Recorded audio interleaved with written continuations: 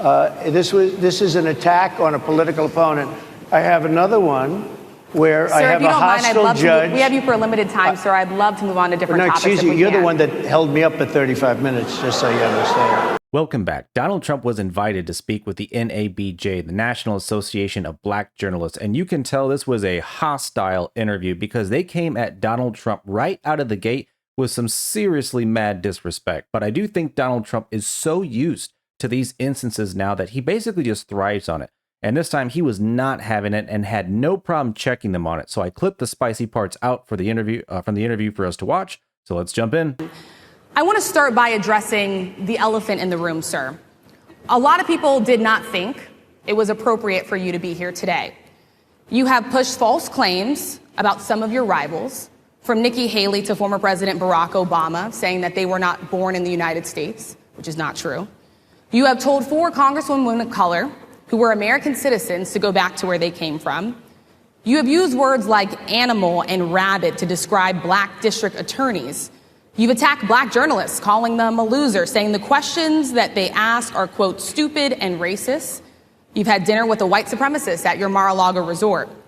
So my question, sir, now that you are asking black supporters to vote for you, why should black voters trust you after you have used language like that? Well, first of all, I don't think I've ever been asked a question in such a horrible manner, a first question. You don't even say, hello, how are you? Are you with ABC? Because I think they're a fake news network, a terrible network.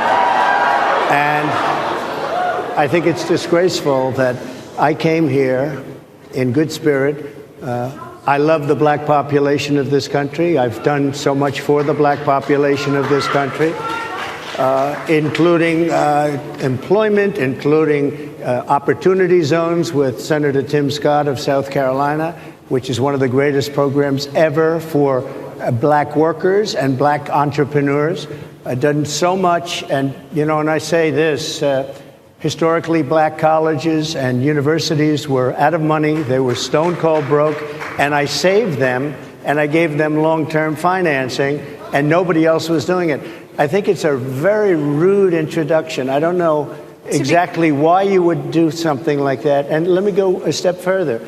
I was invited here, and I was told my opponent, whether it was Biden or Kamala, I was told my opponent was going to be here. It turned out my opponent isn't here. You invited me under false pretense. And then you said, you can't do it with Zoom. Well, where's Zoom? She's going to do it with Zoom, and she's not coming.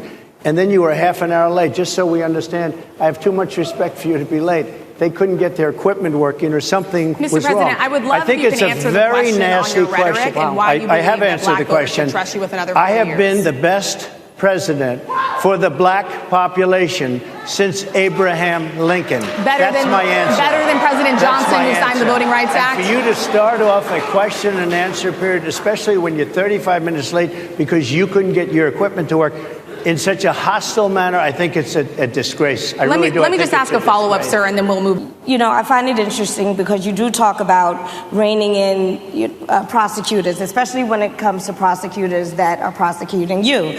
Why doesn't that skepticism apply to law enforcement?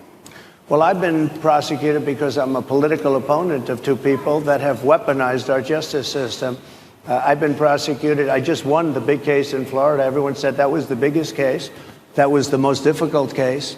And I just won it. Now, Biden has a similar case, except much worse. I was protected under the Presidential Records Act. Biden wasn't, because he wasn't president at the time. And he had 50 years worth of documents. And they ruled that he was incompetent, and therefore he shouldn't stand trial. And I said, isn't that something? He's incompetent and he can't stand trial, and yet he can be president. Isn't that nice? Mr. President, but they released him on the basis that he was incompetent. They said he had no memory, and he was a nice old guy, but he had no memory, and therefore we're not going to prosecute him. I won the case, and it got very little publicity. I didn't notice ABC doing any publicity on it, George. We covered you extensively, sir. I'd love to move over on to different topics. I didn't notice you do any publicity on it at all. I won the case, the biggest case. This is an attack on a political opponent. I have another one where Sir, I if have you a don't mind, I'd hostile love judge. to. We have you for a limited time, sir. I'd love to move on to different No, topics. excuse if you. we You're the can. one that held me up for 35 minutes, just so you understand. I don't know about you, but I'm glad Donald Trump is checking her, because if for no other reason, this is just a lack of professionalism. Like, you ask someone to come to where you're at, you show up late, you're not prepared, and then when they come out, you basically just trash them right out of the gate. I mean, when you do that to somebody, you really have no right to expect the other person to be nice or respectful to you. Like, you set the tone from the very start. But let me know in the comments what you think about the situation. I think, look, I mean, yeah, if you're mad disrespectful out of the gate, no, you don't deserve anything at that point. You already messed up. He, has a lot of opinions about childless women like myself or divorced people like yourself. Do you think, well, I mean, my point but at is least here. it was said in a friendly manner. My point is, I would love to ask you about January 6th. You've called yourself the candidate of law and order. Yeah. When Time Magazine asked you if you would consider pardoning all the rioters, you said, yes, absolutely. Sure. You called them patriots. 140 police officers were assaulted that day. Their injuries included broken bones, at least one officer lost an eye, one had 2 cracked ribs, 2 smashed spinal discs, another had a stroke. Were the people who assaulted those 140 officers, including those I just mentioned, patriots who deserve pardons? Well, let me bring it back to modern day. Like about 5 days ago, we had an attack on the Capitol, a horrible attack on the Capitol. You saw the people that were protesting and spraying these incredible monuments, bells, lions, all these magnificent limestone and granite with red paint, red spray paint, that will never actually come off, especially in the limestone. It will never, I'm a builder, I know about this stuff. It'll never, you'll see it in 100 years from now. They viciously attacked our government. They fought with police. They fought with them much more openly than I saw on January 6th. What's going to happen to those people? What's going to happen to the people in Portland that destroyed that city? But sir, my question is on those. What's going to happen to the people that tried to burn rioters down? who assaulted Excuse me. officers. You have to would you pardon what's those going to people? happen? Oh, absolutely, I would. You If would they're pardon innocent, those? If they're innocent, I would pardon them. They've been convicted. And by the way, the Supreme Court just well, they were convicted by a very tough system. How come the people that tried to burn down Minneapolis, how come the people that took over a large percentage of Seattle, how come nothing happened to them? How come the people sir, we're talking about people that were seen beating officers with flagpoles, dragging them down the stairs. They're on video. Have you seen that video, sir? Oh, really? Well, you would pardon those rioters? They shot a young lady in the face who was protesting. They shot her in the face. Nobody died that day. You do know that. But people died in Seattle. Nobody died, but people died in Minneapolis. People died in Minneapolis. And nothing happens, and nobody ever talks, and nothing happens to those people. But you went after the J6 people with a vengeance. And I'll tell you what about the cops that were, and I'm all for the police, as you know, but what about the police that are ushering everybody into the Capitol? Go in, go in, go in. What about that? Look, nothing is perfect in life. But you have people from Minneapolis, you have people just from 5 days ago in Washington, D.C. They were having fistfights and fighting with the police.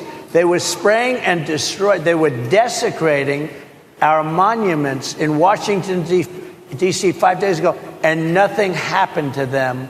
And you can't have two systems of justice. That's why they went after me as a political opponent, because they felt they couldn't win without doing that. And we're going to win our cases, and we're going to be vindicated. But I have to spend a lot of time on that, and money. That's what they want. After the election, they won't care. Although in my case, I think they probably will, because the hatred is pretty deep.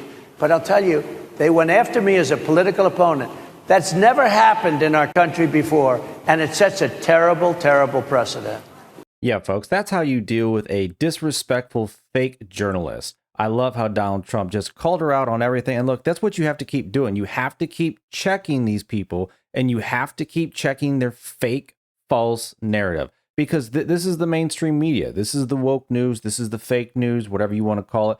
But these are the lies that if you want to put them to rest, you have to constantly call them out. You have to constantly check them, and you have to constantly keep pushing the real narrative, because these types of people will never push the whole truth. They will only push the side that they want. But let me know in the comments, what do you think about this interview with Donald Trump and the NABJ, the National Association of Black Journalists, and these primarily these two, the middle one and on the left. How do you think they treated Donald Trump? Do you think they treated him fairly? Do you think this is how you should act as a journalist, this level of professionalism? Let me know in the comments, folks. Thanks for watching. Leave a like and subscribe if you enjoyed the video. Take care, and I'll see you next time.